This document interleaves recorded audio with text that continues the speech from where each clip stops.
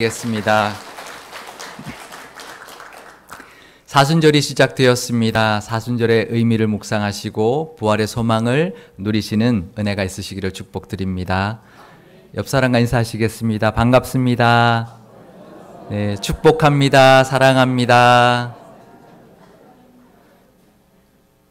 네, 작가 중에 김세혜라는 작가가 있습니다. 이름이 특이하죠. 그분은 늘 새해입니다. 근데 그분 책 중에서요, 내가 상상하면 꿈이 현실이 된다라는 책이 있습니다. 그 책에 이런 글이 나옵니다.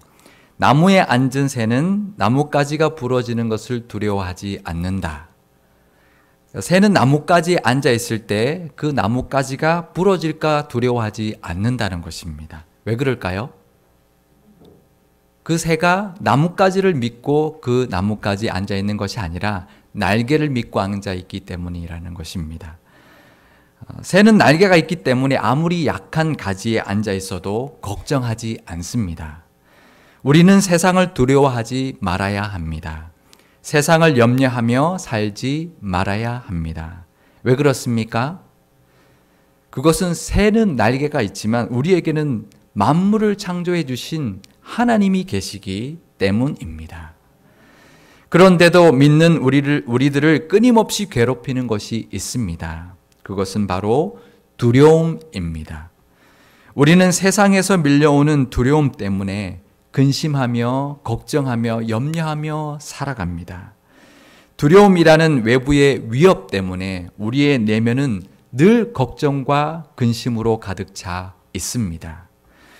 오늘의 본문에서는 예수님께서 우리가 염려하지 않아도 되는 세 가지의 이유를 말씀하고 있습니다. 그 첫 번째 이유는 음식보다 우리의 목숨이 더 소중하고 옷보다 우리의 몸이 더 귀하다고 말씀하고 있습니다. 누가복음 12장 22절에서 23절의 말씀을 함께 읽어보겠습니다. 또 제자들에게 이르시되 그러므로 내가 너희에게 이르노니 너희 목숨을 위하여 무엇을 먹을까 몸을 위하여 무엇을 입을까 염려하지 말라. 목숨이 음식보다 중하고 몸이 의복보다 중하니라. 우리의 목숨과 우리의 몸은 하나님이 지켜주십니다. 공중에 나는 새도 먹이시고 들에 핀 풀도 입히시는 하나님께서 우리는 더더욱 먹여주시고 입혀주실 것입니다.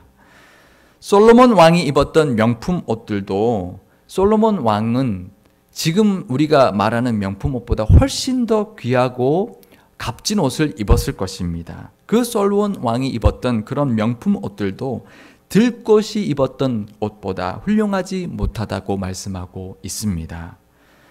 사람들이 들고 다니는 명품백과 짝퉁백을 구별하는 법이 있습니다. 요즘 기술이 좋아서요, 우리가 아무리 자세히 봐도 명품백인지 짝퉁백인지 구별하기 참 어렵습니다. 그런데 방법이 있습니다. 뭘까요? 비 올 때 보면 압니다. 비 올 때 가슴에 안고 뛰면 그것은 명품 가방이고요. 비 올 때 머리에 이고 뛰어가면 그것은 짝퉁 가방입니다. 우리 몸이 명품백보다 귀합니다. 명품 옷보다 귀합니다. 그런데 우리는 명품을 애지중지하며 살아갑니다. 비가 오면 명품 가방 머리에 이고 뛰어가는 사람 아무도 없습니다. 우리 몸이 그 명품 가방보다 훨씬 더 귀중한데 말입니다. 남자들은 어떻습니까? 새 차 뽑고 나면 그 차가 우리의 상전이 됩니다. 조금만 흠집이 나도요, 내 손가락이 종이에 베어서 피나는 것보다 더 속상합니다. 누가 밤에 몰래 긁고 지나가잖아요. 그러면 아침에 그거 보고 있으면 제가 넘어져서 무릎 깨진 것보다 훨씬 더 화가 납니다. 차보다 훨씬 더 우리가 소중한데 말입니다. 하나님은 말씀하십니다. 우리가 더 귀하다고. 먹고 마시고 입는 것보다 우리가 더 귀하다고 말씀하고 있습니다. 우리의 생명과 우리의 모든 것을 지키시는 하나님을 믿으심으로 우리가 무엇을 먹을까, 무엇을 입을까 하는 염려에서 벗어날 수 있기를 바랍니다. 예수님께서는 까마귀를 생각하라고 말씀하시고 백합화를 생각해 보라고 말씀하십니다. 까마귀는 유대인들에게 부정한 새였습니다. 그렇게 부정하다 여기는 새까지도 먹이시는 하나님께서 우리를 왜 돌보시지 않겠느냐는 것입니다. 백합화는 이스라엘의 들에서 피는 야생 들꽃입니다. 이스라엘은 건조한 곳이어서 들꽃은 금세 말라버립니다. 그러면 곧 땔감으로 아궁이에 던져집니다. 그렇게 하찮은 들꽃도 입히시는 하나님께서 왜 우리를 입히시지 않겠냐는 것입니다. 누가복음 12장 28절에서 29절의 말씀을 우리 함께 읽어 보겠습니다. 오늘 있다가 내일 아궁이에 던져지는 들풀도 하나님이 이렇게 입히시거든 하물며 너희일까 보냐. 믿음이 작은 자들아 너희는 무엇을 먹을까 무엇을 마실까 하여 구하지 말며 근심하지도 말라. 하나님 앞에 잡초는 없습니다. 누가 잡초라고 했습니까? 우리는 화려한 꽃을 피우지 않거나 열매를 맺지 않으면 그 풀을 잡초라고 부릅니다. 이제 곧 봄이 되어서 봄꽃이 피어날 것입니다. 봄꽃 중에 진달래는 참꽃이라고 하고요. 철쭉은 개꽃이라고 합니다. 왜 그런 줄 아십니까? 진달래는 먹을 수 있어서 참꽃이라고 부르고요. 철쭉은 먹을 수 없어서 개꽃이라고 사람들은 부릅니다. 하지만 이 세상 어디에도 개꽃은 없습니다. 이 세상에 잡초는 없습니다. 왜 그렇습니까? 그건 모두 하나님께서 만드신 아름다운 피조물이기 때문입니다. 우리 인생도 잡초 인생은 없습니다. 세상은 잡초 같은 인생 살까봐 우리를 두렵게 하지만 하나님 앞에 그 어느 누구도 아름답지 않은 인생은 없습니다. 하나님 앞에 우리 모두는 잡초가 아니라 약초인 줄 믿습니다. 하나님 앞에 우리는 개꽃이 아니라 참꽃인 줄 믿으시기를 바랍니다. 그러니 심지도 않고 거두지도 않고 골방도 없고 창고도 없는 까마귀도 먹이시는 하나님께서 우리를 먹여 주실 것입니다. 그러니 실도 만들지 않고 짜지도 않는 백합화를 솔로몬의 옷보다 더 아름답게 입히시는 하나님께서 우리를 입혀 주실 것입니다. 그 하나님의 돌보심을 믿을 수 있기를 바랍니다. 그 하나님의 돌보심에 대한 믿음이 바로 염려를 이길 수 있는 두 번째 이유입니다. 우리가 염려하며 살지 않아도 되는 세 번째 이유는 이런 것들이 바로 우리에게 있어야 할 것을 하나님께서 아시기 때문이라고 말씀하십니다. 누가복음 12장 30절 말씀을 우리 함께 읽어 보겠습니다. 이 모든 것은 세상 백성들이 구하는 것이라 너희 아버지께서는 이런 것이 너희에게 있어야 할 것을 아시느니라. 그리고 아시기만 하는 것이 아니라 이런 것들을 우리에게 더하여 주신다고 말씀하고 있습니다. 제가 미국에서 유학 생활을 할 때 김영삼 대통령이 미국에 방문한 적이 있었습니다. 대통령이 오면 교민사회에서 하는 행사 중에 빠지지 않는 것이 하나 있습니다. 그것은 교민들을 초청해서 격려하고 위로하는 행사입니다. 마침 제가 운이 좋아서 샌프란시스코 교민들을 이제 초청해서 대통령과 만나는 그 자리에 유학생 대표로 제가 초청받았습니다. 그 행사를 마치고 초청되었던 유학생들을 샌프란시스코 총영사가 자신의 집으로 초대해 주었습니다. 그래서 맛있는 저녁도 얻어 먹었고요. 그래서 아주 좋은 시간을 가졌습니다. 그런데 그 총영사의 집이 샌프란시스코 저택들이 모여있는 부천에 있는 곳입니다. 상당히 넓고 좋은 집이었습니다. 우리나라 정부가 제공해주는 그 관저가 이렇게 좋아도 되나 싶을 정도로 너무너무 좋은 저택이었습니다. 그런데 제가 그 이유를 듣고 나니 납득이 되었습니다.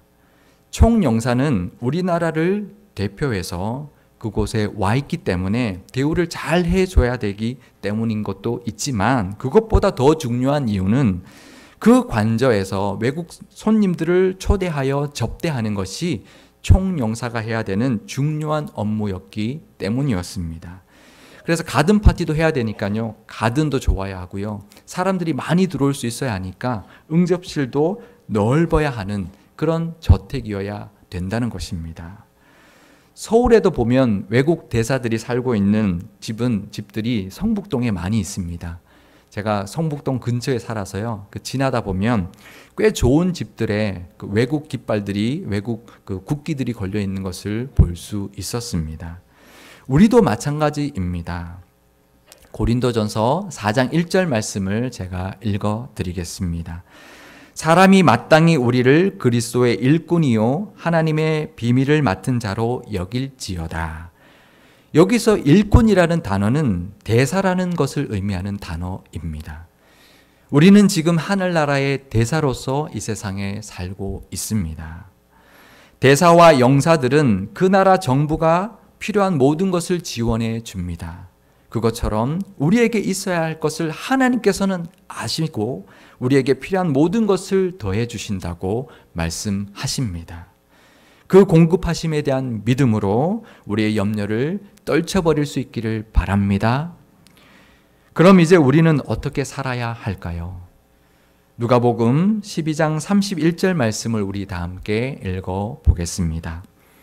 다만 너희는 그의 나라를 구하라. 그리하면 이런 것들을 너희에게 더하시리라.